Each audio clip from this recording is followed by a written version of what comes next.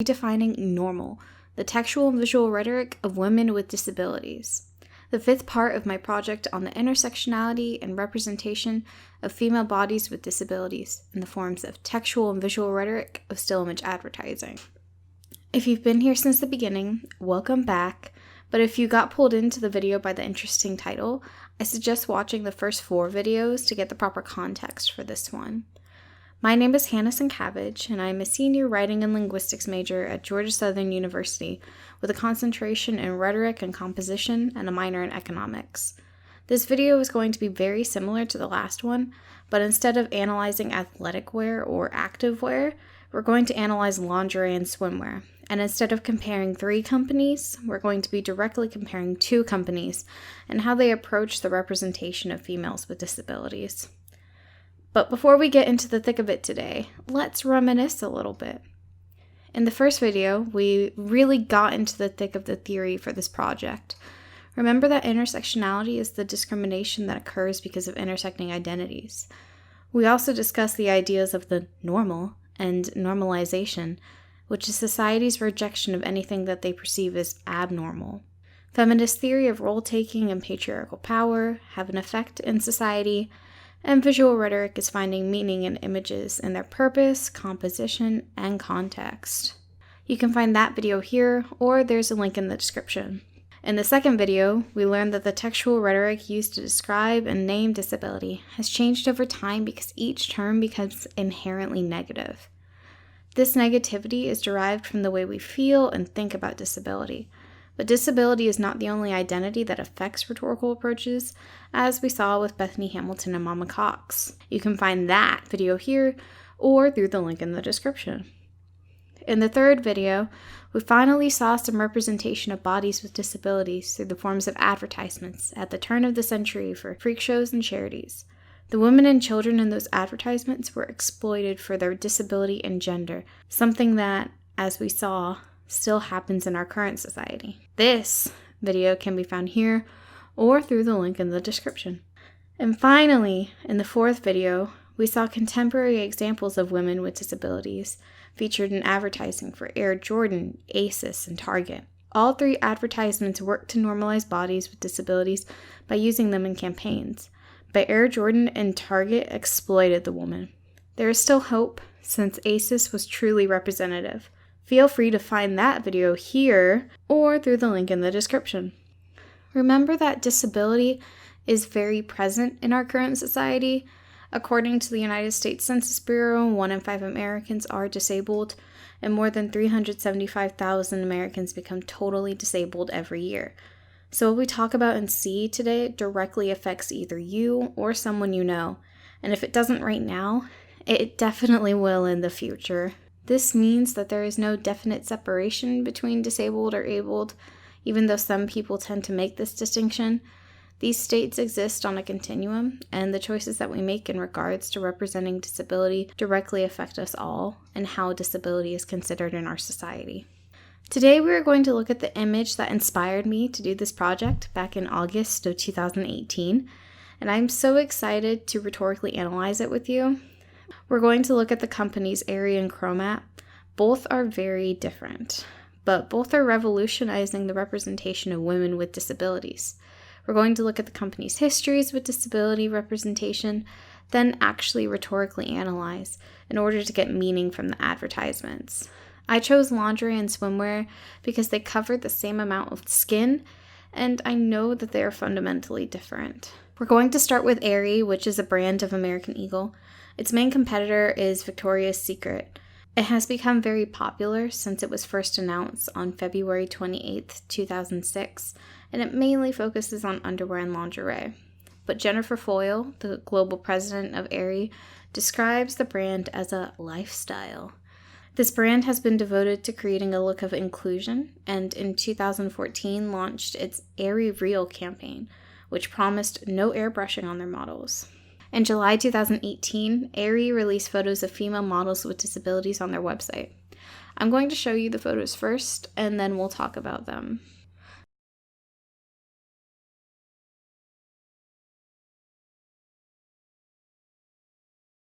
So first thoughts, these women seem to be happy, They seem to be interacting with each other, and it seems to be representative of disabilities and intersexual women in general.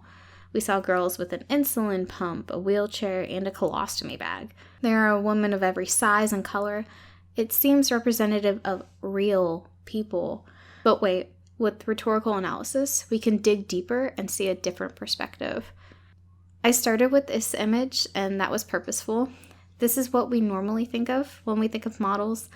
Happy, beautiful, young, kind of perfect. This is our normal, and I wanted to establish that. So everything that I show you after this will either play into this norm or be abnormal, which is the exact binary that I want to dissolve. This photo was also released around the same time as the other ones, so Aerie established our normal. By putting the disabled bodies in the spaces that we reserve for normative bodies, Aerie is forcing us to work to dissolve that binary. Instead of normal or abnormal, they're just bodies. This leaves room for intersectionality, so that we must consider multiple aspects of the bodies rather than just their disabilities. These identities include both race and body size. So now we go here, and obviously, this is different from the first picture slide. The women don't look like the models in the previous ad, and we're moving away from our established normal. But I want you to look at the spacing. Each of the 4 women is in their own box, and these boxes are small, close. There's not much room to move, and the women don't even fully fit. Sonja K. Foss says, visual rhetoric is a system of signs. A sign communicates when it is connected to another object. These women are not allowed to be connected and are forcibly being separated. By figuratively putting the women into these boxes, we're containing them. We're cutting off their arms, cutting off their legs, deciding what is important. The focus isn't on the women, but on the products that they are selling, the underwear, and the idea of inclusivity that they are trying to portray. So we can see that ad creators and companies only care about their public image and getting people to buy their merchandise. Now the last picture. Here we have the women all together, no space between them, but if you pay attention, they aren't touching. No one is looking at each other, no one is interacting. Let's switch back to the first picture and see how they smile at each other, how their arms are around each other. None of this interaction is happening in this picture. And as we talk about space, let's consider composition. If you notice, your vision is brought towards the center of the picture. This is both where the woman in the wheelchair is, so that you notice her, as well as the women who look the most model-esque. Remember that what we see and how we see is constructed on the basis of viewers' own experiences, says Foss. So these women are comforting for us, because we know models. We look up to models. We want to be beautiful like them and for society to see us as beautiful. We also expect models and advertisements to look like this because that's all we know. The woman in the wheelchair is used as a token in this picture because even though she is disabled, she still conforms to what we expect out of models. The plus-size women are different. They are on the edges of the frame, so that we don't spend as much time or effort considering what they are wearing or who they are. We aren't drawn to them, unlike the women in the middle, and that's purposeful. This is the only example with plus-sized women, and they are pushed to the edges. They are also being used as tokens, because Aerie wants to be able to say they have them, but you aren't supposed to look at them too long. This is false representation. And if you wanted to know for certain that Aerie's representation is false or misguided, user Growing Pain shared her experience with Aerie on Instagram, writing, "Today I was told there's no real possibility of keeping my job as a bra expert with Aerie if I need to use a wheelchair at work.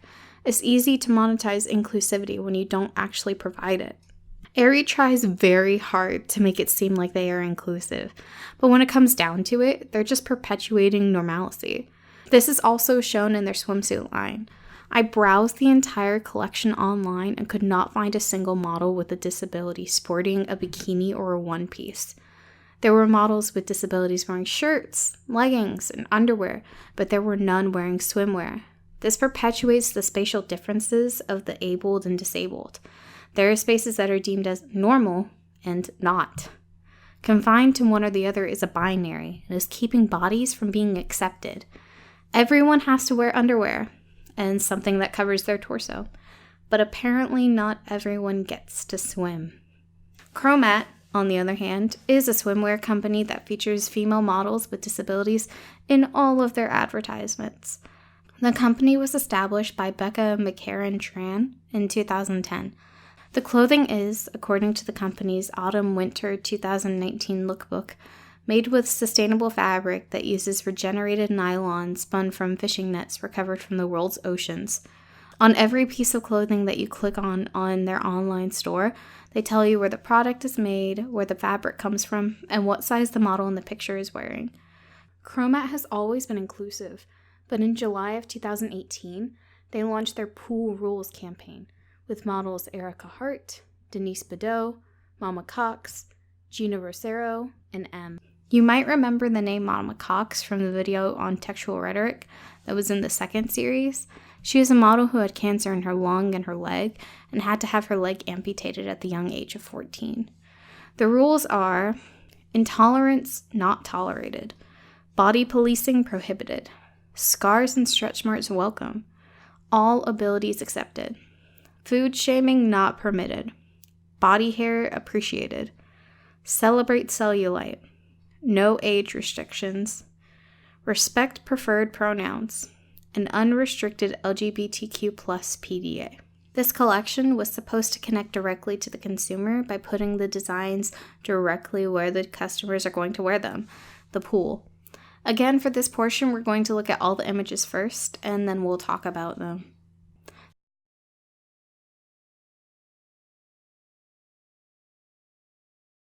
So first thoughts. This is very, very different from Aerie. These women are out in the world instead of at a studio. They are unabashedly models and hold themselves such. It seems representative but refined. Let's take a closer look. Here we have Mama Cox in all her glory as a woman with a disability at a public pool. She's wearing swimwear outside of the water, showing that the outfit exists in multiple states, so Cox can as well. The color blocking is interesting too. The swimsuit is very bright compared to the washed out background of the pool. Similarly, her prosthetic leg is washed out compared to the product. Obviously, the disability exists, but the rule epitomizes what was created: all abilities accepted. By not putting the focus on the objects that Cox uses to move, it creates that normalism. A woman without a disability could have done almost the exact same pose, and the same effect would be created. Sincavage et al. Tell us that through perfectly set images, advertisers strive to create a virtual reality and impose the idea of what is considered normal in society in its entirety. By putting Cox into a normal situation and focusing on the actual product, which is what the advertisement is supposed to do, Chromat is working to normalize her body, to accept all abilities. Now we move to rule number 4, which is scars and stretch marks welcome. Here we have Mama Cox along with Erica Hart, breast cancer survivor. The women are wearing similar bathing suits, showing unity between the two. This unity is strengthened by the visible presence of the scars. Hart's scars are visible, but tastefully so. They are not forefront to the image, but natural. Her breasts are also not objectified, so this image isn't overtly sexual. Let's look at the Aerie photo again. Here the focus is obviously on the disabilities themselves, as the women are contained in their boxes. Debord claims in his manifesto, The Society of the Spectacle. The spectacle is not a collection of images. Rather, it is a social relationship between people that is mediated by images. The Aerie image is putting the women apart with their disabilities, creating a sense of separateness rather than normality or holistic. Chromat is on the other end of the spectrum. Everything about this image is normalizing and welcoming scars, marks that are distinctly abnormal for our bodies. From the phrase to holistic image, the women in the clothing are the focal point. Dirth and Branscombe remind us that researchers traditionally assume disability to be the most significant aspect of a person's psychological experience, drowning out other more typical sources of psychological influence. But with this advertisement, Chromat is actively working against this assumption to prove that these abnormalities are actually welcome. Finally, we're looking at pool rule number 1, intolerance not tolerated. Honestly, this is one of my favorite images that I have ever seen, especially in this project. It's similar to the last Aerie image. We have females of different body types, sizes, and shapes. The female with the disability is in the middle, and we have a range of races and ethnicities. But the thing that is really differentiating these is the relationship between the models. Aerie's models are all separate and existing without touch, while Chromat's models are touching, leaning on each other, acting like models. You know where we saw that? Here. We saw that here. While Aerie treated the wheelchair and plus-size models as tokens, Chromat treated them as models. Models who are completely real without having to be labeled as such. These women have stretch marks, pores, and scars, but they are normal. We are dissolving the binary between abled and disabled by putting them right next to each other and taking away their differences. There is no abnormal. That binary is gone, so both and all of their bodies are inherently normal. Aerie and Chromat are both working to represent bodies, and for that I want to appreciate them. But just because a company represents disability, it does not mean that it is a positive representation. Wendy Hesford affirms, looking is itself a rhetorically mediated act. So what we see is influenced by who we are. In order to really change how society treats and sees disability itself, we have to look at the representation properly and expect more. Looking at Aerie, again, it seems representative. They have models with disabilities, and they're right next to models without disabilities. So it's good representation. But the bodies are just as contained and separate as if they weren't there at all. Chromat, on the other hand, puts models with disabilities into spaces that were previously reserved for models without disabilities. By having Mama Cox model swimwear, clothing that she used to fear wearing due to the fact that she was never comfortable in her body, Chromat is normalizing the female body in all forms. By recognizing the difference, we can change our expectations and our perspectives. 1 in 5 people in the United States has a disability. These people wear underwear and swimsuits and deserve to have their bodies represented in the media that we consume every day.